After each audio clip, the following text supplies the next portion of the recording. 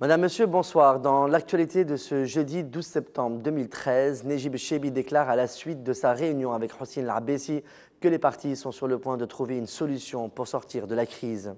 L'Union européenne soutient la Tunisie dans sa lutte contre le terrorisme. Retour sur la libération de Semil Fehri et à l'étranger, Vladimir Poutine estime que ce sont les rebelles syriens et non l'armée nationale qui ont utilisé des armes chimiques.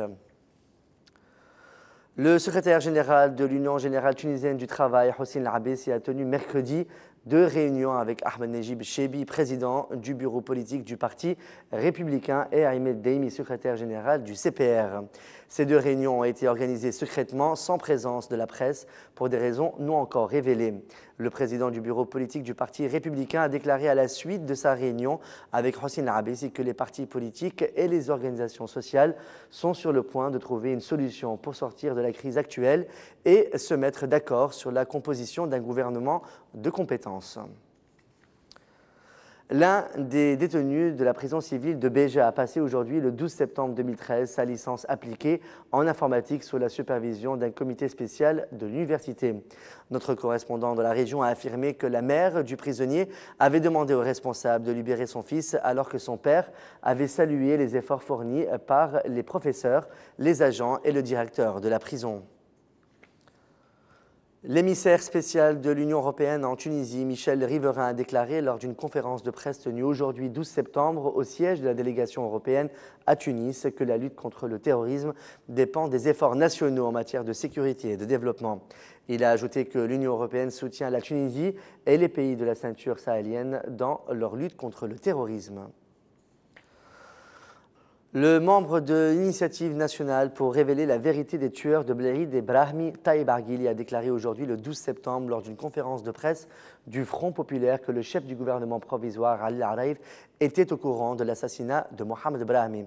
Il a expliqué qu'il détient un document délivré par le ministère de l'Intérieur le 14 juillet 2013, indiquant qu'un rapport de renseignement étranger les informe que Brahmi serait assassiné par des groupes extrémistes. Il a ajouté que le ministère de l'Intérieur n'a pas fourni une protection à Brahmi ni à sa famille et n'a pas jugé nécessaire de les mettre au courant. L'avocat du producteur de télévision Semil Fehri, Abdelaziz Sid, est revenu ce jeudi 12 septembre 2013 sur la libération de son client qui a eu lieu hier dans l'après-midi et des péripéties qui ont précédé cette libération. Abdelaziz Sid ajoute que tout ce qui a eu lieu pendant l'année de détention de Semil Fehri et les rebondissements de l'affaire sont des dépassements qui avaient pour but de cacher le premier dépassement qui a eu lieu lors de la parution de la décision de sa remise en liberté. Abdelaziz Sid a aussi déclaré que son client n'a jamais dépassé ses contrats.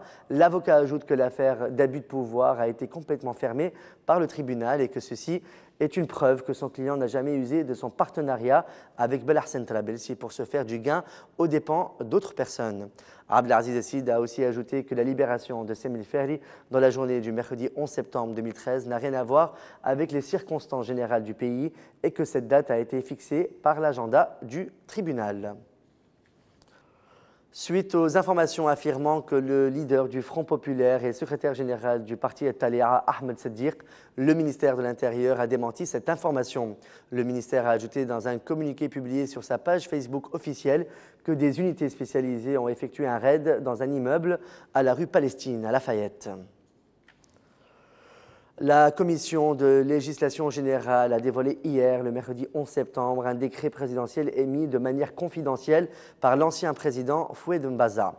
Ce décret lui permet de percevoir 15 000 dinars comme prime de logement à côté de sa prime mensuelle de 30 000 dinars, a affirmé le journal El Chorour dans son édition parue aujourd'hui, le 12 septembre 2013. Pour protester contre la situation actuelle en Tunisie et les arrestations arbitraires et les procès qui touchent les journalistes, les activistes, les politiciens et les citoyens qui exercent leur droit à la liberté d'expression, un groupe de blogueurs et de jeunes Tunisiens ont entamé une grève de la faim symbolique d'une journée, a déclaré à Shams FM Sofiane Chourabi.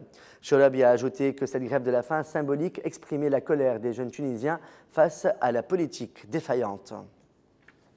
Dans l'actualité internationale, la Russie continue de reprendre la main dans le dossier syrien. Après avoir fait s'éloigner la perspective de frappe occidentale sur le sol syrien en proposant que le régime de Bachar al-Assad place ses armes chimiques sous contrôle international. Vladimir Poutine donne ce jeudi son point de vue sur ces armes chimiques et les conséquences qu'auraient des frappes américaines en Syrie. Le président russe estime dans une tribune publiée ce jeudi dans le quotidien américain The New York Times que ce sont les rebelles et non le régime syrien qui ont utilisé des armes chimiques. Dans ce texte, Poutine déclare s'adresser directement au peuple américain et à ses responsables politiques. Il n'hésite pas à invoquer l'histoire, rappelant que la Russie et les États-Unis se sont affrontés lors de la guerre froide, mais qu'ils ont aussi su être alliés pour vaincre l'Allemagne nazie lors de la Seconde Guerre mondiale. C'est la fin de ce journal. Merci de votre fidélité. On se retrouve demain soir pour une nouvelle édition.